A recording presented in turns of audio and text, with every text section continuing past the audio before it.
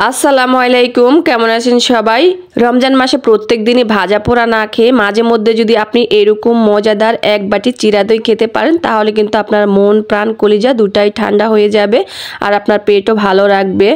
আর এইটা খুবই হেলদি। চিরা দই তৈরি করার জন্য এখানে আমি নিচ্ছি মিষ্টি দই। এই দইটা আমি ঘরেই পেতেছি, তার রেসিপি আমার চ্যানেলে আছে, আপনারা চাইলে দেখে আসতে পারেন। এখানে আমি 1 কাপ মিষ্টি দই নিয়েছি আর দিয়ে দিচ্ছি পরিমাণ মতো চিনি। এখানে আমি 3 টেবিল চামচ পরিমাণ চিনি দিয়েছি। এখন খুব ভালো করে নেড়ে চেড়ে চিনি আর দই খুব সুন্দর করে মিশিয়ে নিয়েছি। এখন এর মাঝে আমি দিয়ে দিচ্ছি চিরা। এখানে আমি 1 কাপ চিরা ভালো করে ধুয়ে পরিষ্কার করে একটু পানি দিয়ে ভিজিয়ে নিয়েছি। এখন এই চিরাগুলা দিয়ে নিচ্ছি। এখানে আমি লাল যে মোটা চিরা একদম দেশি সেই চিরাটা নিয়েছি। এটা খেতে আমার কাছে অনেক ভালো লাগে। আপনারা আপনাদের পছন্দ অনুযায়ী যে কোনো চিরা দিয়ে কিন্তু করতে পারেন।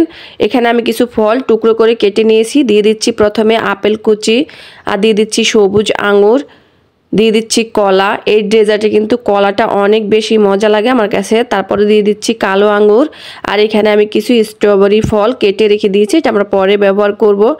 এখন দই চিরা ফল একসাথে নেড়ে চেড়ে কিছুক্ষণ মিশিয়ে নিচ্ছি।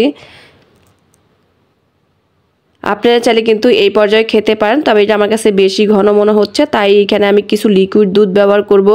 এটা আমি ঠান্ডা দুধ ব্যবহার করতেছি। এখানে আমি চামচটা দিয়ে মেপে 2 চামচ লিকুইড গরুর দুধ দিয়ে নিচ্ছি। তারপর আবারও খুব ভালো করে নেড়ে চেড়ে মিশিয়ে নিচ্ছি। দেখুন মাশাআল্লাহ, দেখতে এখনই কত ইয়ামি লাগতেছে। এই তো এই মিশ্রণটা কিন্তু একসাথে নেড়ে চেড়ে তৈরি করে নিয়েছি। এখন উপর দিয়ে আমি কিছু আইসক্রিম দিয়ে দিচ্ছি। এটা আপনারা যখন পরিবেশন করবেন তখন কিন্তু দিয়ে নেবেন।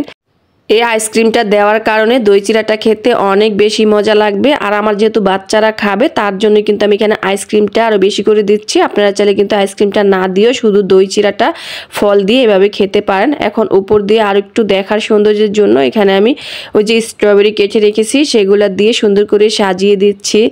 দেখতে কিন্তু মাশাআল্লাহ অনেক লোভনীয় লাগতেছে। বাচ্চারা ফল খেতে চায় না, আপনি চাইলে কিন্তু এভাবে দই চিরা ফল একসাথে মিক্স করে বাচ্চাদেরকে কিন্তু খাইয়ে দিতে পারেন।